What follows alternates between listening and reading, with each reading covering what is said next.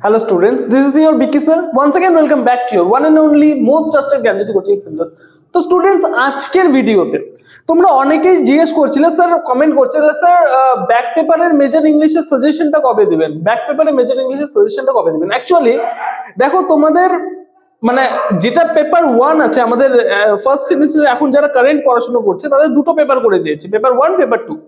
তোমাদের back paper যারা আছে সেই পেপার 1টাই তোমরা হচ্ছে ব্যাক পেপার হিসেবে পড়বে তো আমি যখন পেপার 1 এর সাজেশন দিয়েছি সেখানে আমার মেনশন করতে ভুল হয়ে গেছিল যে আমি সেখানে মেনশন করে দেওয়া উচিত ছিল যে ব্যাক পেপারের সাজেশন কিন্তু আজকের ভিডিওতে সেই সাজেশনটা নিয়ে আলোচনা করব বিস্তারিতভাবে কি কি পড়তে হবে কি কি না পড়তে হবে কি কি স্কিপ করতে হবে সমস্ত কিছু কিন্তু আজকের ভিডিওতে আলোচনা করব কারণ পরীক্ষার আর বেশি দেরি নেই তোমাদের 2-3 দিন মাঝখানে সময় আছে এবং যা প্রিপারেশন নেওয়ার তোমাদের এই 2-3 দিনের মধ্যে নিতে হবে তো কি কি জিনিস ইম্পর্টেন্ট ঠিক আছে কোন কোন ইউনিট থেকে কি কি পড়বো সমস্ত কিছু নিয়ে আলোচনা করব ফার্স্ট থিং নাম্বার 1 আমি ইউনিট নাম্বার 2 থেকে আলোচনা করছি কারণ ইউনিট নাম্বার 1 এ তোমাদের রেটরিক প্রশ্নটি রয়েছে রেটরিক প্রশ্নটি কিন্তু সাজেশন দেওয়ার মতো না ঠিক আছে সাজেশন কিন্তু রেটরিক প্রশ্নটি থেকে হয় না কমপ্লিটলি সেগুলো প্র্যাকটিসের উপরে ঠিক আছে ইউনিট 2 তে তোমাদের কি কি পড়তে হবে তোমাদের বেসিক লিঙ্গুইস্টিক টার্মস এর মধ্যে ফার্স্ট যেটা ভেরি ভেরি ভেরি ইম্পর্টেন্ট সেটা হচ্ছে ম্যালাপ্রপিজমটা কিন্তু ভালো মতো পড়ে যাবে সেকেন্ড স্ল্যাং টার্মস ভালো মতো পড়বে ফলস ইটাইমোলজি ভালো মতো পড়বে English derivative ending with able able ঠিক আছে এটা ভালো মতো পড়বে ঠিক আছে ডিমিনিউটিভ এন্ডিং ইন ইংলিশ এটা ভালো মতো পড়বে নাম্বার 6 যেটা বলবো সেটা হচ্ছে জনসনিস ঠিক আছে নাম্বার 6 যেটা বলবো সেটা হচ্ছে জনসনিস এবং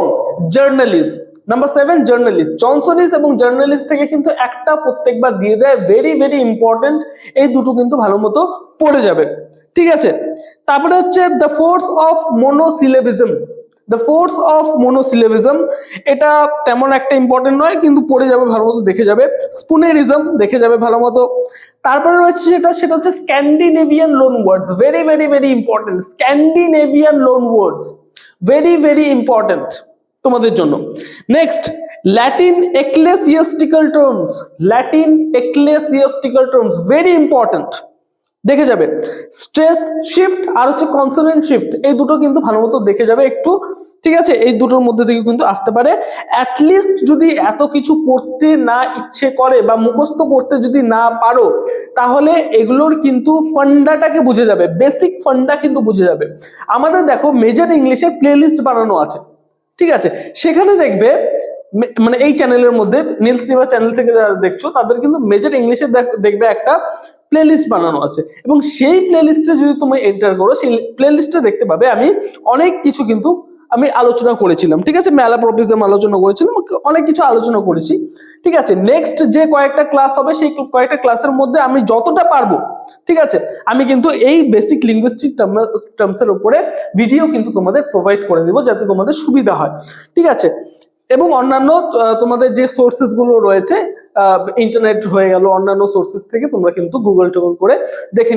নিতে পারো এবং আমাদের যারা আমাদের পেইড ব্যাচে তোমরা জয়েন আছো ঠিক আছে তারা কিন্তু অলরেডি সেই নোটস পত্রগুলো অবশ্যই পেয়ে গেছো চলো ইউনিট নাম্বার 3 থেকে আলোচনা করি ভেরি ভেরি ইম্পর্টেন্ট একটা ইউনিট এখান থেকে দেখো নাম্বার 1 যেটা পড়বে ঠিক আছে concept of catharsis very very important concept of catharsis ট্র্যাজেডির ক্যাথারসিস যেটা আছে সেটা ইম্পর্টেন্ট আছে ঠিক আছে what does mimesis mean according to অ্যারিস্টটলের মতে মিমিসিস বলতে কি বোঝায় মিমিসিস কি এটা ভালো মতো পড়বে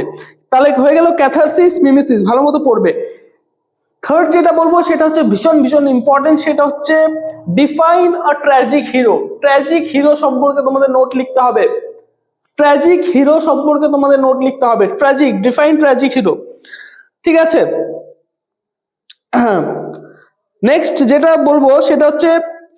right an essay on the distinctive features of comedy of humours distinctive স্পেলিংটা বলে দিচ্ছি আমি DISTINCTIVE distinctive features FEATURES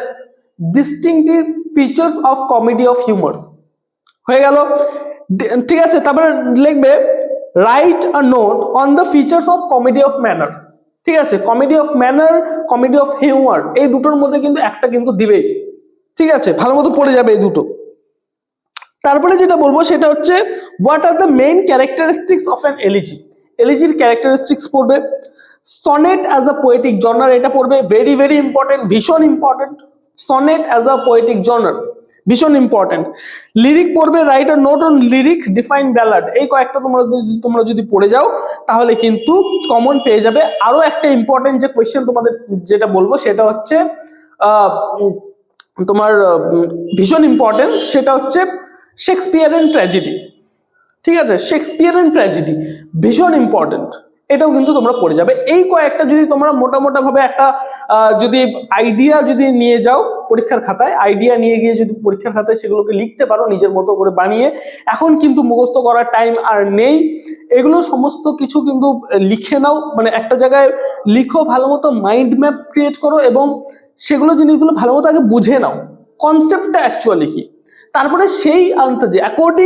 accordingly কি করো, পয়েন্ট ক্রিয়েট করো,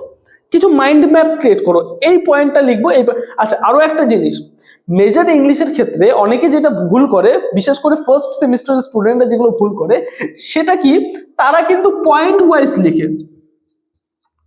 মেজর ইংলিশে কিন্তু অনেকে পয়েন্ট ওয়াইজ লিখবে, পয়েন্ট করবে, একটা পয়েন্ট কোলন দিবে, তারপরে দেখা গেলো লেখা শুরু করলো। এটা কিন্তু করা যাবে না আনটিল অ্যান্ড আনলেস এটা কোনো থিওরিটিক্যাল পেপার, যেমন ধরে নাও তোমাদের ফেমিনিজমের ব্যাপারে ধরে নাও লিখতে বললো, তারপরে এখন তো নাই পেপারগুলো, পরবর্তীকালে থাকতে পারে ফেমিনিজম, তারপরে তোমার অন্যান্য যে এগুলো থিওরিটিক্যাল যে কনসেপ্টগুলো আছে সেগুলোর ক্ষেত্রে শুধুমাত্র পয়েন্ট হবে, তাছাড়া কিন্তু পয়েন্ট হবে না। পয়েন্ট করে কিন্তু লেখা যাবে না, সেক্ষেত্রে কিন্তু নাম্বার কাটবে। ভীষণ ইম্পর্টেন্ট, এটা পয়েন্ট করে লেখা যাবে না ইংলিশ মেজরের ক্ষেত্রে। ঠিক আছে, প্রথমত পয়েন্টগুলো ভেবে নাও, মাথায় একটা আইডিয়া বানিয়ে নাও, সেগুলো সম্পর্কে পড়ো এবং সেগুলো খাতায় লিখে দিয়ে আসবে। Thank you so much, thanks for watching. তোমাদের দেখো মানে যে পরবর্তীতে যে মানে যে এক্সামটা দেবে সেই এক্সামে আমি আশাবাদী যে যে সমস্ত কোয়েশ্চেনগুলো আমি আজকে প্রোভাইড করলাম সেই সমস্ত কোয়েশ্চেনগুলো কিন্তু কমন পড়ে যাবে। চ্যানেল নতুন থাকলে চ্যানেলটিকে সাবস্ক্রাইব করো, পাশে থাকা বেল আইকনটিকে হিট করতে ভুলো না। Thank you so much, thanks for watching. After all, thank you.